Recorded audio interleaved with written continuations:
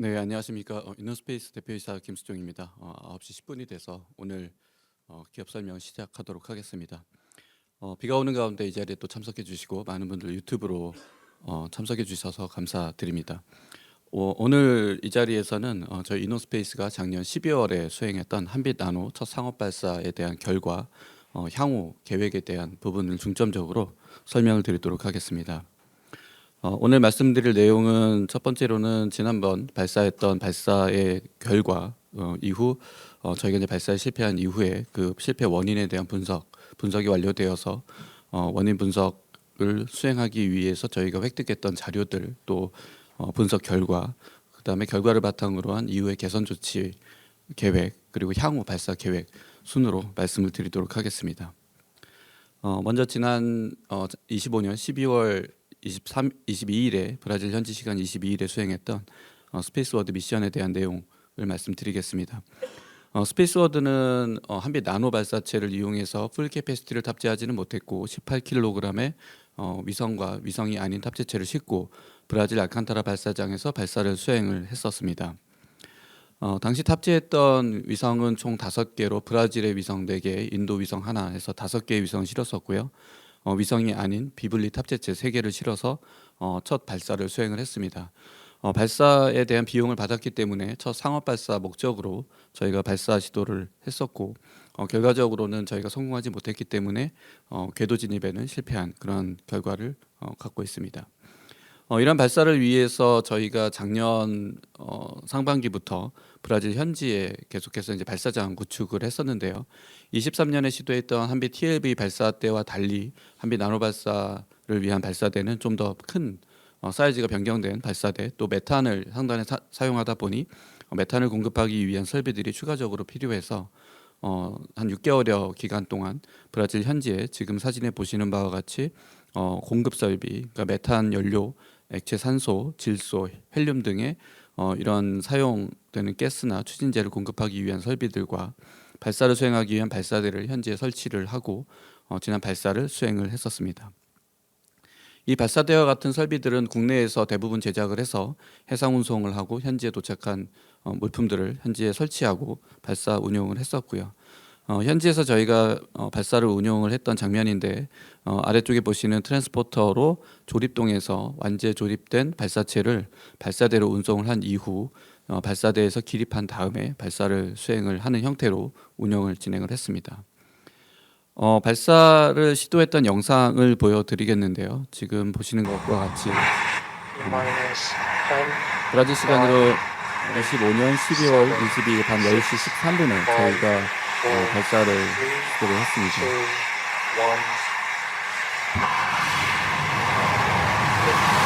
초기 이륙 과정은 예상 속도와 정상적으로 비행 이륙 이후에 한 33초쯤에 이벤트가 발생을 해서 그 이벤트로 인해서 발사체가 선호 파트로 분리가 되고 지상 낙하에서 지상이 충돌하면서 폭발을 했던 그런 형태로 운영이 됐었습니다.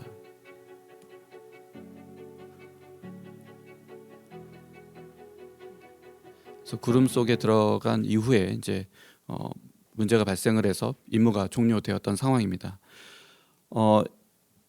이 비행 결과를 분석하기 위해서는 다양한 자료들을 이용을 해서 저희가 분석을 수행을 했는데요.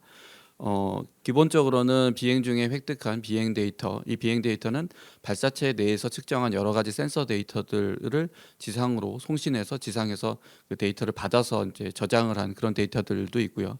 발사장에서 자체적으로 측정을 원격으로 해서 얻은 데이터들이 있습니다. 이런 비행 데이터 외에도 지상에서 여러 개의 카메라, CCTV와 같은 이런 카메라로 영상을 촬영한 이런 데이터, 그다음에 지상에서 폭발한 발사체가 여러 군데로 흩어져 있는 이런 그 잔해물을 회수한 이런 자료들을 근거로 저희가 원인 분석을 수행을 했습니다.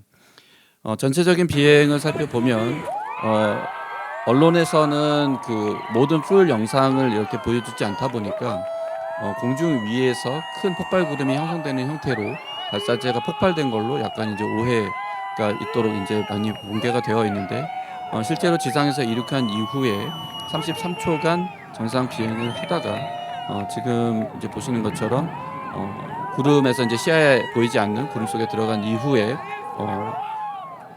이렇게 추력이 중단되면서 임무가 종료되었습니다. 이후 약 40여 초간 낙하를 한 이후에 지금과 같은 폭발 구름이 이제 발생을 했던 상황이고요.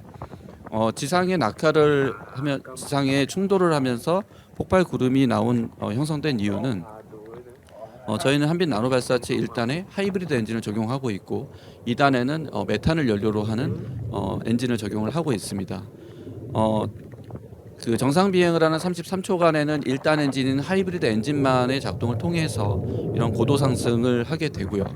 이때 1단 엔진이 종료된 이후에 지금 보시는 것처럼 선어 파트로 발사체가 분리가 된 이후에 약 40여 초간 지상으로 낙하를 하는 과정을 거쳤습니다.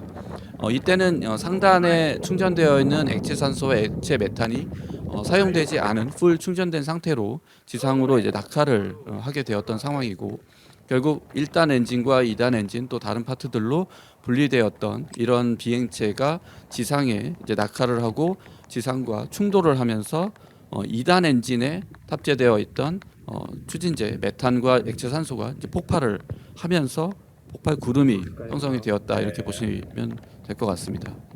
지금처럼 지상에 이제 2단에 충전되어 있는 추진제가 폭발을 하면서 폭발 구름이 형성이 됐고요. 하이브리드 엔진의 경우에는 마찬가지 지상에 충돌을 했지만 기본적인 안정성을 확보를 하고 있기 때문에 고체 연료 상태의 그 연료들이 폭발을 하지 않기 때문에 별도의 폭발 구름은 형성되지 않은 그런 현상을 확인하실 수가 있습니다. 전체 비행할 때의 궤적을 좀 살펴보면 하늘 위에서 발사장을 살펴봤을 때 지금 이곳이 발사대가 위치된 곳이고 이곳에서 이륙을 한 이후에 이제 옆으로 소폭 움직이면서 고도 상승을 하게 되고 33초 때까지는 정상 비행을 하다가 33초 때에 이벤트로 인해서 발사체가 여러 파트로 분리가 되고 위치 정보를 제공할 수 있는 에비오닉스 파트들이 이렇게 하늘 위에서 분산이 되면서 최종 낙하 지점이 이곳이 되고 2단 엔진은 이곳에 낙하를 했던 상황입니다. 3차원으로 보자면 발사대에서 이륙한 이후에 정상적으로 고도 상승을 하다가 이렇게 포물선을 그리면서 낙하를 한 형태로 비행을 했다고 보시면 될 것 같고요. 좀 더 자세히 살펴보면 이륙 이후 33초 때까지는 하늘 위에서 살펴본 모양으로는 정상적으로 궤적을 그리며 비행을 하다가 33초 때에 발사체가 분리되며 지금처럼 이상 궤적을 보이고 76초 때에 지상에 부딪히며 폭발을 한 것을 확인할 수가 있습니다. 고도로 살펴보면 이륙 이후에 빠른 속도로 고도 상승을 하다가 33초 때에 약 2km 이상 고도에서 발사체가 분리되고 그 이후에 관성 비행을 하면서 최대 도달 고도는 약 2,900m 정도 상승을 하고 그 이후에 포물선을 그리며 지상에 낙하를 한 이러한 데이터를 모두 확보를 했고 이러한 비행 궤적 데이터 외에도 발사체에 장착된 100여 개 이상의 센서를 통해서 여러 압력, 온도 이런 이제 데이터들을 충분히 저희가 획득을 할 수가 있었습니다. 또 발사체에는 여러 개의 그 카메라가 탑재가 되었고 카메라 영상도 저희가 획득을 했는데 지금 하나의 샘플을 보여드리자면 발사체 상단 외벽에 그러니까 발사체 외부에 부착된 카메라가 발사대 쪽 아래를 내려다보고 장착된 카메라의 영상인데요. 초기 발사대에서 이제 이륙 전과 이륙 시점, 정상 비행 시점, 그다음에 33초 때 어떠한 이벤트로 인해서 이렇게 발사체가 폭발한 이렇게 분리되는 그런 파열이 일어나는 이러한 현상을 실제 온보드 카메라에서도 확인을 할 수가 있었습니다. 또 하나 이번 원인 분석의 가장 주요한 단서를 제공한 것은 이런 영상과 획득한 데이터들도 있지만 실제 저희가 회수한 파편 그 발사체 잔해를 통해서 많은 결과들을 얻을 수가 있었습니다. 실제 저희가 발사 직후 그리고 지난 2월에 현장에 이제 파견한 저희 직원들을 통해서 그 아마존 밀림에 흩어져 있는 이런 파편들을 회수하는 모습들입니다. 그래서 이러한 작업들을 통해서 저희가 300여 점 이상의 파편 그 잔해들을 회수를 할 수가 있었고요. 발사대 전체로 살펴보자면 발사대로부터 이러한 방대한 영역에 걸쳐서 파편들이 흩어져서 분포를 한 것을 저희가 회수를 했습니다. 빨간 영역에 표시된 구역에서 1단 엔진의 잔해 대부분이 확인이 되었고요. 파란색 영역 내에 2단 엔진의 잔해들이 확인이 되었고, 이러한 영역 내에서 300여 점 이상의 잔해들을 저희가 회수를 할 수가 있었습니다. 지금 사진에 보시는 것과 같이 발사체를 구성하는 대부분의 전부는 아니지만 단서를 제공할 수 있는 많은 잔해들을 저희가 육상에서 회수를 할 수가 있었고, 이를 바탕으로 분석을 수행을 했습니다. 발사체의 이제 전기체를 살펴보면 각각의 해당되는 부품의 일부들을 다 회수를 할 수가 있었고, 이 때문에 저희가 정확한 원인 분석을 할 수가 있게 되었습니다. 이러한 획득한 데이터, 영상 분석, 영상 자료 그리고 잔해들을 통해서 저희가 분석을 한 내용에 대해 말씀을 드리겠습니다. 저희가 분석한 내용으로 회수된 잔해를 살펴봤을 때 지금 발사체에서 1단 하이브리드 엔진의 일부인 그 고체 연료를 담고 있는 연소관 조립체의 일부를 지금 확인하실 수가 있습니다. 지금 이 연소관 조립체는 하이브리드 로켓의 하단부에 해당하는 고체 연료가 들어있는 연소관 조립체의 조립 형상으로 봤을 때 전방 앞쪽에 해당하는 쪽에 요 부위가 절단이 된, 파손이 된 형태라고 보시면 됩니다. 요 까만색으로 표시된 그 비행체의 동체가 되기도 하고, 고체 연료를 담고 있는 연소관의 그 연소관이 되는 이 부품은 카본 섬유로 이렇게 실자기를 하듯이 해서 이런 구조체를 만들게 됩니다. 그래서 지금 절단이 되었을 때 그 각각의 카본 섬유들이 이렇게 찢어진 형태로 나타나는 것을 보실 수가 있는데, 이 부분이 동체로 따지면 이 부분이 절단이 된 형태라고 보실 수가 있습니다. 그래서 앞서 보여드린 그림에서 보자면 이 부위가 잘렸다, 이렇게 보시면 될 것 같습니다. 33초 때 1차 이벤트는 어떤 원인에 의해서 이 부분이 절단이 되면서 동체들이 여러 파트로 부러지는, 분리가 되는 그런 형태였다라고 보시면 될 것 같습니다. 이처럼 이 부위가 파손되면서 동체가 이렇게 절단이 될 수 있는 그 원인은 크게 두 가지 정도로 볼 수가 있는데요. 이 복합재로 구성되어 있는 구조체 역할을 하는 연소관이 설계될 때는 이 연소가 이루어지는 과정에서 연소관 내부에 형성되는 압력을 견디도록 설계가 됩니다. 그런데 이 설계 압력 이상의 어떤 이상 원인으로 인해서 설계 압력보다 매우 높은 과한 압력이 내부에 형성이 되게 되면 이러한 형태처럼 이 연소관이 파손이 일어날 수가 있고요.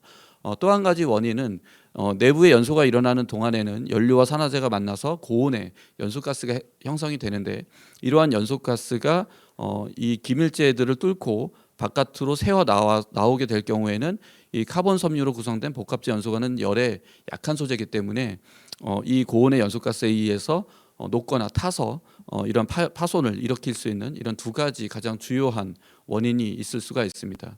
그래서 이러한 원인에 대해서 각각의 가능성을 놓고 분석을 수행을 했습니다. 첫 번째는 연소실 압력의 이상현상에 의한 증폭에 의한 파손일 가능성입니다. 저희가 이 복합재 연소관을 설계를 할 때 최대 연소실 압력을 기반으로 허용 압력은 65기압으로 설계가 됐고, 그 파열이 실제로 저희가 수압 시험을 하고 했을 때 연소관이 실제 물리적으로 파열이 일어나는 그 압력은 약 88기압으로 저희가 설계가 되어 있습니다. 결국 88기압 이상의 매우 높은 압력이 형성이 되어야만 연소관이 파열이 될 수 있는 그러한 조건인데, 실제 운용되었던 압력을 보면 압력 진동이 있기는 하지만 약 40기압 내외의 압력으로서 파열 압력보다는 한참 못 미치는 연소실 내부 압력이 형성된 것을 저희가 비행 과정 동안에 센서를 통해서 측정을 했고 지상에서 획득한 데이터입니다. 그렇기 때문에 연소실 압력으로 인한 연소관 파열은 아닌 것으로 저희가 보고 있고요. 또 저희가 개발 과정에서 지상 연소 시험을 하는 과정에서 실제 복합재 연소관이 실제 이상 고압 현상으로 인해서 파열이 되었던 실제 경험을 갖고 있고, 그런 파열이 실제로 압력에 의해서 일어났을 때 압력 데이터는 지금과 같은 추이를 보이고 있습니다. 결국 설계 압력이 약 40기압 정도 될 때 그 이상의 매우 높은 거의 100기압에 육박하는 이러한 압력이 발생을 하며 진동이 점점 증폭이 되면서 파열이 되게 되는데 지금 임무가 종료되었던 33초 때까지 이러한 큰 압력의 증폭 현상은 발생하지 않았기 때문에 압력으로 인한 이상 현상으로 인한 파열 원인이 아니라고 1차적인 결론을 내렸습니다. 두 번째 또 유력한 가설이 결국은 이제 고온 연소가스의 기밀에 실패했을 때인데요. 이 고온 연소가스로 인한 기밀 실패는 아주 짧은 시간 동안에 급격하게 기밀에 실패를 하게 될 경우에는 연소실 압력이 빠른 속도로 하강을 하거나 이런 압력의 변화로도 확인을 할 수 있지만 사실 전체 그 추력을 25톤의 추력을 발생하기 위한 전체 연소가스량으로 보자면 그 연소가스량보다 매우 적은 양의 누출만으로도 연소 간의 파손을 충분히 일으킬 수가 있습니다. 그러한 경우에 있어서는 압력에서 그러한 추이를 확인하기는 좀 어렵습니다. 지금 같은 경우는 이륙 직후부터 33초 임무가 종료되는 그 과정 동안에 지속적으로 연소가스가 기밀재를 뚫고 나오면서 계속해서 손상을 유발하고 33초 때에 더 이상 버틸 수 없는 상황이 되어서 연소관이 파열이 된 것으로 그렇게 좀 보고 있습니다. 이런 파열이 일어나는데 연소가스가 이제 그 기밀재를 사이로 노출이 된 현상은 저희가 실제 지상에서 회수한 파편의 형상을 통해서 저희가 확인할 수가 있었는데요. 지금 이러한 그 4개의 기밀재 그리고 전방막의 조립체를 통해서 저희가 이러한 현상을 확인할 수가 있었습니다. 앞서 보여드렸던 연소관 조립체의 이 부위가 실제 파손이 일어난 지점인데 이 파손이 일어난 지점에는 4개의 링 형태의 기밀 부품이 플라스틱이라고 생각을 하시면 되는데요. 플라스틱 소재의 기밀 부품이 4개가 매우 강한 힘으로 이렇게 압축이 되어서 그 사이 간극을 메꾸도록 되어 있습니다. 그리고 각각의 그 기밀재 링은 지금 보시는 바와 같이 4개가 다 온전히 회수가 된 상황입니다. 그런데 이 4개로 쪼개져 있는 링이 서로 맞닿는 이 부위들이 정상적으로 작동이 됐다면 이런 까만색의 그 수트 검댕이 묻지 않은 매우 깨끗한 흰색의 면으로 이제 남아 있어야 하고 저희가 다수의 지상 시험을 수행하는 과정에서도 이상이 없을 경우에는 그 서로 맞닿는 면은 매우 깨끗하게 남아 있는 현상을 확인할 수가 있었습니다. 그런데 이 경우는 회수된 4개의 링에 맞닿는 단면을 보면 까맣게 그을음이 형성이 되어 있고 또 일부는 매우 깊은 이렇게 패인 흔적을 볼 수가 있습니다. 만약에 다른 원인에 의해서 연소관이 파열이 되고 화염에 짧은 시간 이 링 소재의 기밀재가 노출이 되었다면 이런 이제 그을음은 형성이 될 수가 있습니다. 그렇지만 이렇게 매우 장시간 동안 타서 유동이 흐를 수 있을 정도의 깊이로 패이려면 상당히 장시간 동안 화염에 노출이 돼서 지속적으로 이 소재가 손실이 일어나야만 발생할 수 있는 현상으로 볼 수가 있고요. 이 때문에 저희가 다른 원인에 의해서 이런 검댕이 묻은 것이 아니고 이 기밀에 실질적으로 실패를 했기 때문에 이러한 부분에 그 탄 흔적들이 남아있다 이렇게 분석을 할 수가 있었습니다. 결국 데이터로는 잘 보이지 않았던 원인이 이러한 실제 그 이상 현상의 증거를 갖고 있는 잔해물의 회수를 통해서 저희가 원인 분석을 할 수가 있었습니다. 그렇다면 이제 이런 기밀에 실패를 했고 이 사이 간극이 벌어지며 연소가스가 왜 흐르게 되었는지에 대한 원인 분석을 해 보았을 때 저희가 이 연소관 조립체의 조립 공정을 살펴보면 한국에서 이러한 카본 소재의 연소관과 내부에 이제 이 흰색 소재의 기밀재 그리고 그 안에는 여러 파트로 나눠져 있는 고체 연료가 이렇게 순차적으로 하나씩 집어넣고 마지막으로 맨 앞쪽에 있는 금속 소재의 전방 마개를 덮어서 1차 조립을 했을 때는 이렇게 연소관보다 전방 마개가 이렇게 튀어나와 있는 형태로 1차 조립이 되게 됩니다. 이 상태에서 저희가 이러한 링 형태의 치구를 앞뒤로 붙이고 이런 긴 나사봉을 끼워 넣고 나사로 조이게 되면 요 튀어나와 있던 전방 마개가 요 연소관의 끝단면과 맞닿으면서 지금 보시는 것처럼 이렇게 꽉 눌린 상태로 압착이 된 상태로 되고요. 이런 압착이 된 상태에서 이 위쪽에 두 열로 배열된 볼트를 체결을 해서 이 연소관 조립체를 압착이 된 상태로 유지하도록 조립이 되도록 되어 있습니다. 통상 이렇게 조립이 된 연소관 조립체를 그대로 지상 연소 시험을 할 때는 고흥에 있는 시험장 또는 이번 발사처럼 브라질 발사장으로 조립한 형태로 운송을 하고 바로 지상 연소 시험을 하거나 발사를 하는 것이 이제 일반적입니다. 그렇지만 저희가 브라질 현지 운영을 하는 과정에서 이 전방 마개를 교체할 수밖에 없는 상황이 좀 발생을 했고요. 그렇지만 발사 윈도우나 여러 가지를 고려했을 때 이 연소관 조립체를 다시 한국에서 만들어서 현지 운송을 하려면 무거운 연료들이 모두 들어있는 상태에서 연소관 조립체의 무게가 4톤 이상이 되는 무게를 갖고 있기 때문에 해상 운송을 할 수밖에 없고, 그렇게 되면은 운송 기간이 거의 2달여 기간이 필요하기 때문에 저희가 과거 한비 TLV를 발사 운영을 할 때도 이러한 전방 마개나 후방 마개를 분해 조립을 재조립을 해서 실제 운영을 해서 이상이 없었던 경험이 있었기 때문에 이 전방 마개를 한국에서 신규 제작해서 항공 운송은 약 일주일의 기간이면 운송이 가능하기 때문에 항공 운송으로 브라질 현지로 운송하고 현지에서 교체 작업을 수행을 했었습니다. 그런데 이러한 교체 작업을 수행하는 과정에서 과거 한비 TLV 때는 앞과 뒤 모두를 금속 소재의 전방 후방 마개를 이용을 해서 모두 개폐를 할 수 있도록 구성을 했던 데 반해서 이번 한빛 나노의 경우에는 뒤쪽의 이 마개는 연소관, 카본 섬유로 만든 연소관과 일체형으로 만들어서 분해를 할 수 없도록, 탈착을 할 수 없도록 했고, 앞쪽만 열어서 연료를 밀어넣고 압착을 할 수 있는 구조로 개량을 했었습니다. 그 이유는 이제 무게를 줄이기 위한 이유 때문이었는데요.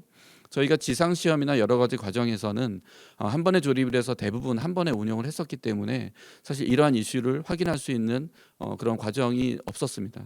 그런데 브라질 같은 경우에 어찌 보면 처음으로 저희가 이런 마개 교체 작업을 한빛 나노 형태의 연소관에서 처음으로 좀 수행을 했었던 상황이고, 이런 과정에서 한쪽 마개만 열었다 닫고 또 한 번 압착이 되었던 것을 다시 열었다 닫는 과정에서 각각 그 부품 사이사이에 있는 압착 기밀재들이 그 탄성체들로 구성이 되어 있는데, 이 탄성력 때문에 완전 형상으로 회복되지 못하고 일부 압착이 된 상태에서 다시 재압착을 하다 보니 압착력이 부족해지고 결과적으로 링 기밀재의 사이사이의 간극을 한 번에 조립을 할 때에 비해서 조금 더 벌려놓는 그러한 문제를 이제 유발을 했고, 그 때문에 비행 과정에서 약 33초간의 연소가 이루어지는 과정에서 연소가스가 누출이 되면서 고온 연소가스에 취약한 복합 소재 연소관을 파손시키고, 그로 인해서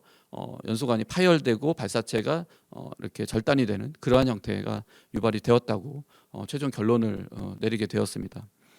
이러한 결론은 저희 자체만의 분석은 아니고요.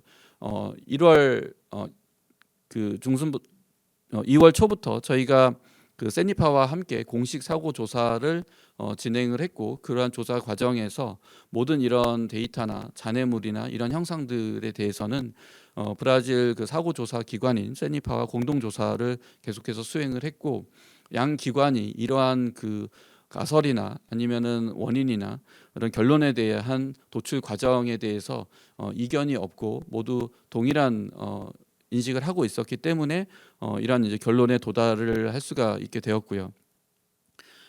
이러한 결론에 동의를 했기 때문에 저희가 어제 보도 자료에서 발표한 바와 같이 이런 공식 결과를 저희가 대외 공개를 할 수가 있었고, 세니파에서는 지금 최종 결재 과정에 있기 때문에 곧 공식 발표를 할 예정에 있습니다. 그런 이러한 이제 원인에 의해서 지난 12월 발사에는 저희가 실패를 했었는데, 결국 중요한 것은 저희가 또 재시도를 할 계획에 있고, 이 재시도를 할 때 성공 확률을 높이려면 지금 식별된 이런 원인에 대한 개선 조치가 정확히 되어야 하는 부분들이 있습니다. 그래서 지금은 그 개선 조치를 어떻게 할 계획이고 현재 어떻게 하고 있는지에 대해서 말씀을 드리겠습니다. 앞서 말씀드린 대로 한비 TLV 때는 앞뒤가 모두 금속 소재로 되어 있는 이러한 전방, 후방, 마개 그리고 카본 섬유로 이루어진 연소관 형태로 이렇게 조립이 되었습니다. 그런데 이번에는 무게를 줄이기 위해서 후방을 금속 소재에서 이런 연소관과 일체형으로 이렇게 구성을 하다 보니 한쪽에서만 압착을 하는 그 과정에 밀어 넣는 방향 형태로 하고 이 재조립을 수행을 하는 과정에 있어서는 압착력이 부족하게 불균일하게 형성이 된다는 그런 이제 요번에 경험을 했기 때문에 저희가 이러한 마개를 TLV 때와 마찬가지로 연소관의 그 곡선을 이루는 도움부까지 일체형으로 만들어졌던 것에서 요 부분을 분리해서 연소관은 그 실린더 형태로 만들고 뒤쪽에 후방 마개를 한비 TLV 때와 마찬가지로 금속 소재로 다시 변경을 하는 그러한 작업에 착수를 했고 이미 저희 협력사를 통해서 이러한 그 설계 변경을 반영한 부품 제작을 지금 진행을 하고 있습니다. 이러한 작업을 하는 것은 사실 한번 조립을 해서 그대로 운용을 하는 개념을 적용한다면 그 지상 시험이나 이런 과정의 경험을 통해서는 문제가 없을 것으로 생각이 되지만 저희가 한국에서 제작한 발사체를 브라질, 호주, 향후 이제 유럽 발사장에서까지 운용을 하려면 이번처럼 그 전방에 있는 마개나 이런 것들을 교체를 해야 할 그런 이슈가 충분히 발생할 가능성이 있습니다. 장기 운송을 하고 장거리 운송을 하기 때문에 그런 이슈들이 발생할 가능성이 있기 때문에 원천적으로 그러한 이슈에 대응을 위한 교체 작업을 하더라도 문제가 없도록 이번에 개선을 하는 것이 맞다고 판단을 했고요. 그렇기 때문에 저희가 경험이 있는 형태로 앞, 뒤 모두를 금속 소재의 마개 형태로 변경을 하는 작업을 현재 진행을 하고 있습니다.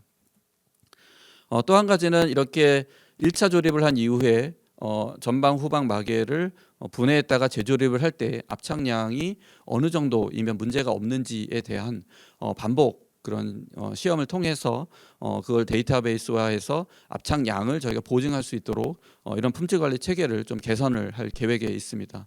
과거에는 1차 조립을 한 이후에 압착량이 충분하다는 그런 기준은 갖고 있었습니다. 몇 미리 이상이면 가능하다.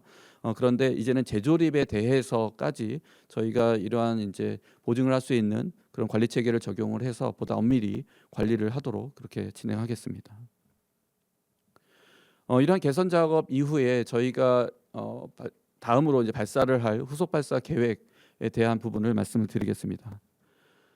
저희가 후속 발사 일정을 결정하려면 지금과 같은 이러한 이제 과정을 좀 거쳐야 하는 상황입니다. 일단 그 세니파에서 공식 발표가 이제 곧 나올 예정이고 이 발표가 나게 되면 그 지금 말씀드린 이 선제 작업은 이미 저희가 2월부터 착수를 한 상황이기 때문에 이러한 부분들이 이제 저희 자체적으로는 완료가 되어야 하는 상황이고요.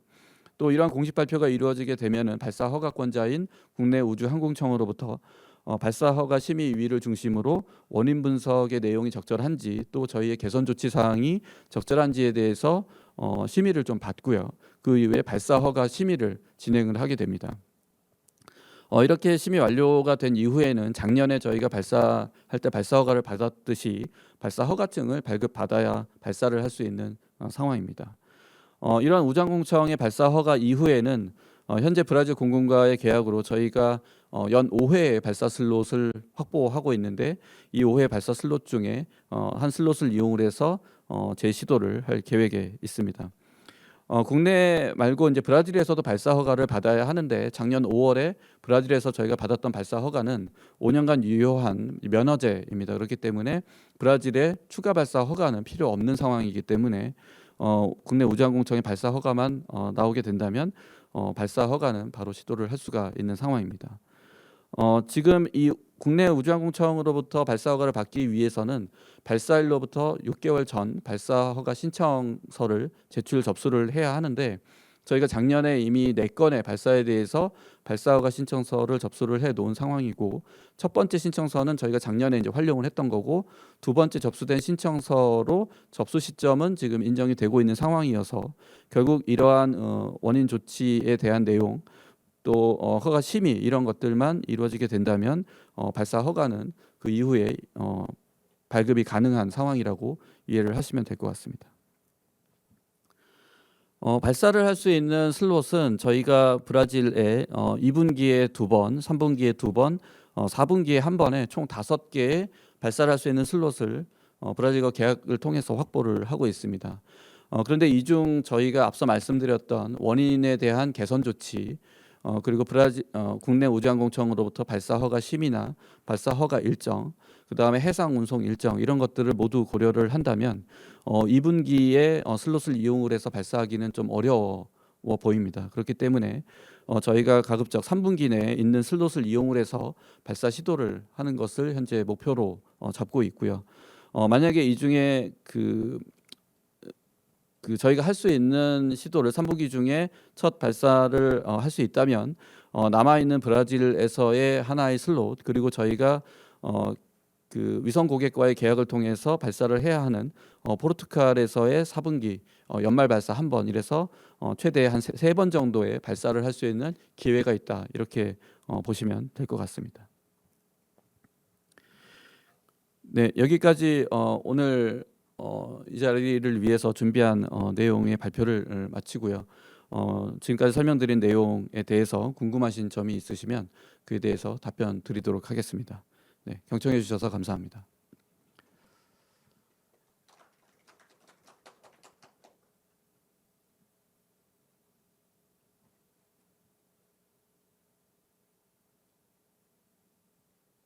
네.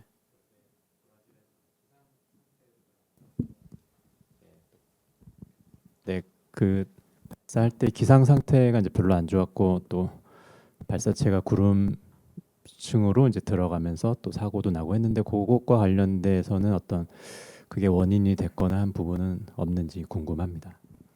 네, 오늘 이 직접적인 원인은 아니기 때문에 공개를 이제 하지는 않았는데 저희가 발사체 잔해를 회수를 했던 2월 중순 그 이전에는 사실 데이터상으로 어떤 원인을 밝혀내기 어려운 그런 데이터상의 이상 현상이 많이 발견이 되지 않았기 때문에 저희가 외부적인 요인에 집중을 해서 좀 원인 분석을 많이 수행을 했었습니다. 그리고 그 중에 한 가지가 발사 당일에 이제 비가 왔던 그 상황에 의한 낙뢰로 인한 원인들, 이런 기상 상황에 의한 원인으로도 분석을 가장 먼저 가설을 수립하고 수행을 했었습니다. 그런데 이러한 낙뢰로 인한 발사체의 문제나 이런 것들은 저희가 자체적으로 분석을 할 수 있는 역량이 없기 때문에 국내에 이러한 분석을 수행할 수 있는 제3기관에 저희가 분석 의뢰를 했었고요.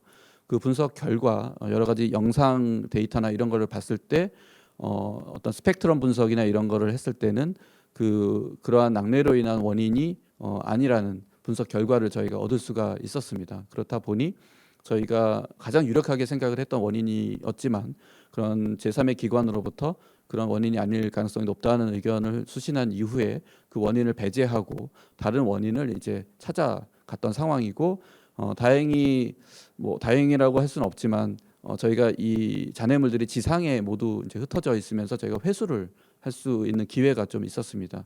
사실 해상에서 이제 추락을 했다면 저희가 회수할 수 없었지만 지상에서 많은 이제 잔해들을 회수할 수 있었고, 그 잔해 중에 가장 직접적인 원인이 될 수 있는 그 단서를 저희가 확인할 수가 있었기 때문에 보다 유력한 원인이라고 보고 결론을 내리게 되었습니다.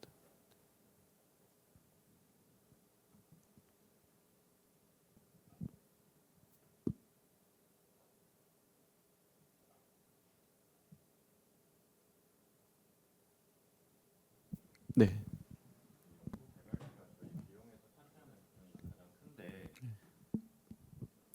저희 비용 중에서는 연구 개발비가 차지하는 비중이 이제 가장 큰 상황인데, 그거는 이제 발사 서비스를 위해서 뭐 발사장을 사전에 구축한다거나 이럴 때 들어가는 비용이 가장 큰지 좀 상세한 내용을 알고 싶습니다. 네, 크게 보면은 세 부분으로 좀 집중적인 선투자가 이루어진다고 볼 수가 있고요. 첫 번째는 발사체를 개발하기 위한 각종 시험 비용들입니다. 그래서 발사체를 하나만 만들어서 발사를 하는 것이 아니라 실제 발사를 할 때도 2기 이상을 만들어서 발사장으로 운송을 해서 이제 추가 발사에 대한 대비를 하기도 하고, 그런데 이러한 발사체를 만드는 비용만 드는 것이 아니라 이 발사체를 완성하기 위해서는 각 단품 레벨에서부터 조립체 단위, 부체계 단위로 여러 가지의 이제 지상에서 연소 시험이라든지 환경 시험 등을 해야 됩니다. 그러한 비용들이 다 R&D 비용으로 이제 반영이 되게 되고요. 또 하나는 이러한 시험을 하기 위해서 가장 비용이 많이 들어가는 인프라가 엔진 연소 시험을 위한 시험장 인프라입니다. 이러한 인프라는 부지부터 시작해서 건축, 시설, 토목이나 시설물에 대한 건축, 그 다음에 엔진 시험 설비 등을 구축을 해야 되기 때문에 그런 비용들이 선제적으로 좀 많이 투입이 된 상황이고, 그 다음으로는 이제 실제 상업 발사를 운영하기 위한 발사장 시설물 구축에 대한 비용들입니다. 그래서 이러한 비용들이 지금까지 선제적으로 많이 계속해서 투입이 되어 왔다, 이렇게 보시면 될 것 같습니다.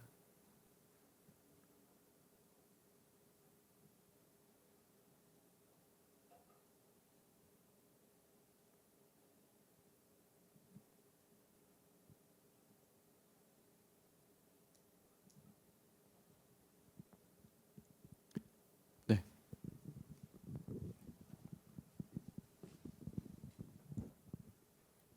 저희가 현재 재무제표 상으로 이제 차입금이 없는데 이거는 은행 대출이 안 되는 상황이라서 그런 건지가 궁금하고, 만약에 그렇다면 이제 상반기에 또 추가적인 증자가 또 필요할 수 있을 것 같아서 혹시 자금 조달 관련 계획이 있으신지 여쭙고 싶습니다. 사실 저희가 발사에 한 번 이상의 성공을 하게 되면 지금 계약을 앞두고 있는 여러 고객들이 이제 계약을 하게 되고, 그 계약을 하게 되면 계약금부터 시작해서 발사 직전까지 100% 이렇게 분납을 통해서 완납을 하게 됩니다. 그렇기 때문에 첫 발사의 성공 실적의 유무가 저희가 이제 현금을 활용할 수 있는 유동성 측면에서 매우 중요한 좀 마일스톤이 되고요. 지난 12월의 시도 때 저희가 만약에 좋은 결과를 얻었다면 그러한 방식을 통해서 저희가 현금 흐름을 좀 창출할 수 있었겠지만, 지금 현재는 그렇지 못한 상황이고, 또 저희가 제시도를 앞두고 있고 많은 개선을 하겠지만 이 두 번째 시도에서 또 완벽하게 또 성공을 할 수 있으리라는 보장은 없다 보니 항상 저희는 그러한 성공 사례를 만들어낼 때까지의 이제 자금을 좀 확보를 해야 되는 그런 상황에 있습니다. 그런 측면에서 보자면 그런 불확실성의 대비를, 그러니까 2차 발사나 3차 발사까지 갈 수 있는 어떤 그런 불확실성의 대비를 위해서는 저희가 자금 조달은 필요한 상황이라고 좀 판단을 하고 있습니다.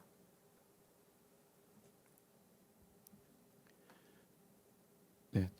추가적인 질문이 없으시면 마지막으로, 아마 저희가 이제 다음번 발사를 하는 일정이나 아니면 그때 성공 가능성 이런 부분들에 대해서 많이 좀 궁금하시고, 또 그 부분에 대해서 지난번에도 발사 실패를 하고 우려도 있으실 걸로 생각이 됩니다.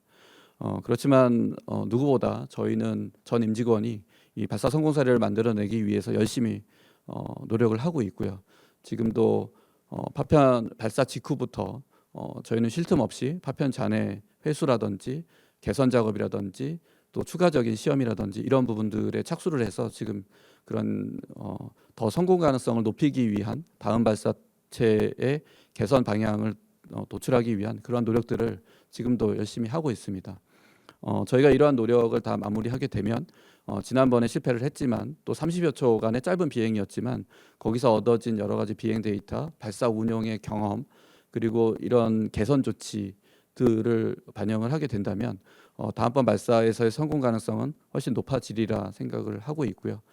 이러한 시도를 통해서 반드시 저희가 성공 사례를 만들어내고 저희를 믿고 기다려주신 여러 주주님들이나 그 응원해 주시는 분들께 반드시 보답하도록 그렇게 좋은 결과를 내도록 최선의 노력을 다하도록 하겠습니다.